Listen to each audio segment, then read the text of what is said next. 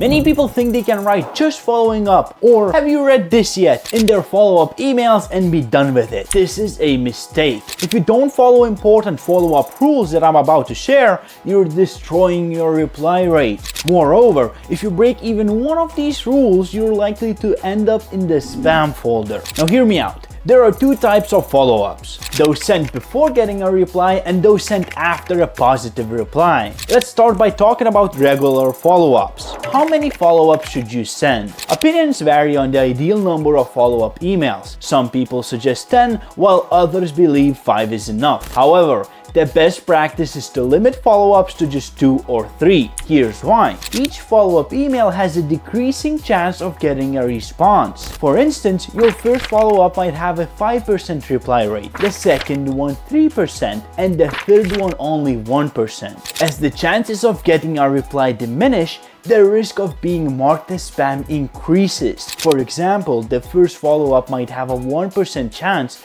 of being reported as spam, while the second follow-up has a 3% chance, so on and so forth. So with each additional follow-up, your chances of getting a response drop and the risk of being marked as spam rises. The optimal number of follow-up emails where the reply rate is still reasonable and the risk of being marked as spam is low is between 2 and 3. It's not worth going beyond this point. The return on investment is just not there. Now you may be wondering, what should you send in your follow-ups? First of all, any simple follow-ups like these are a thing of the past. You can't get away with these. In today's day and age, you actually have to put in effort into your follow-ups. I love to use 3 types of follow-ups: personalized follow-ups, value follow-ups, and case study follow-ups. Let me explain all of them. Personalized follow-ups are an upgrade to previously mentioned low-effort follow-ups like just following up. But instead of simple text, you send a personalized meme to the recipient. It can be a JPEG or a GIF, that doesn't matter,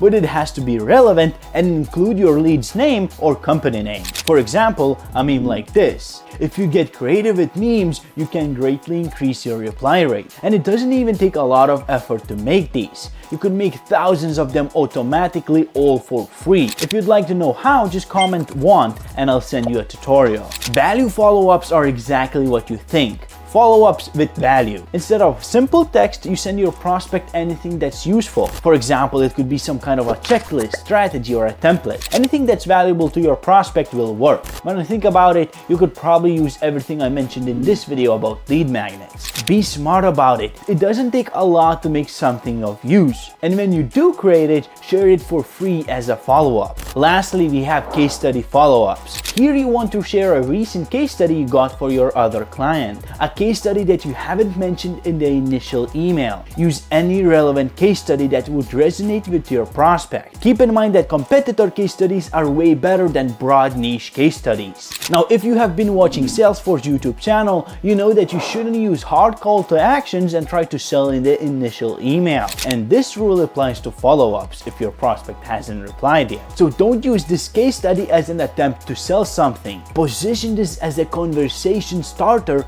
to get a reply out of your prospect. Once you start a conversation, then you can share a hard CTA such as booking a sales call. But before that, all your call to action should be very simple conversation starters. Open-ended questions that prompt a response, or a simple yes or no question that require minimum effort from the prospect. You know how many follow-ups you should send and what to say in them, but how long should you wait before sending follow-up emails? It depends on who you're reaching out to, but most of the time the safe bet is between 2 to 4 days for the first follow-up and about 5 days for the second one. Of course, if you're reaching out to busy CEOs, you might want to wait longer. And if you're reaching out to small business owners, you might see better results with shorter waiting time. It depends a lot on who you're targeting. So test this out before cementing your decisions. Let's say that it worked and you finally got a positive reply. Hooray! You chat with your prospect, they want to schedule a call and they ghost you. What now? Should you send more follow-ups? Is it any different than before? Yes, definitely.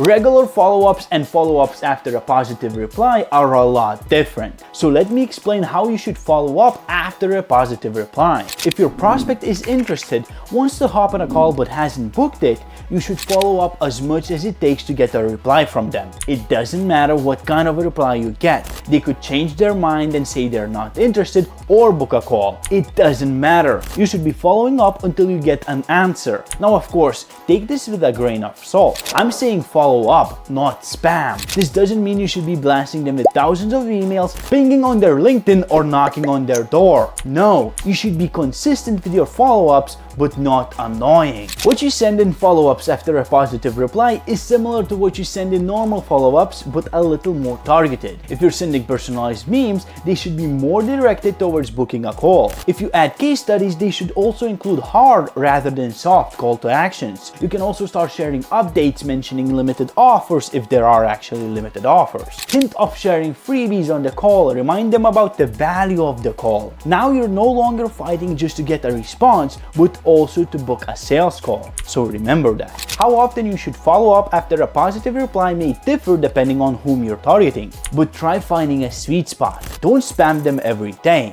If they never open your emails on Monday, don't follow up on Mondays. Also, follow their socials. Engage with them on other platforms to ensure that they're not gone on vacation or a conference. If they do, there's no need to spam follow-ups as they won't get on a call anyways. Follow up steadily, increase time between follow-ups if they don't respond. If your prospects never respond, you can reach out to them again after 4 to 6 months. Good job! You're close to mastering the art of follow-ups. If you want to get even better at cold outreach, I suggest checking out this video. Bye!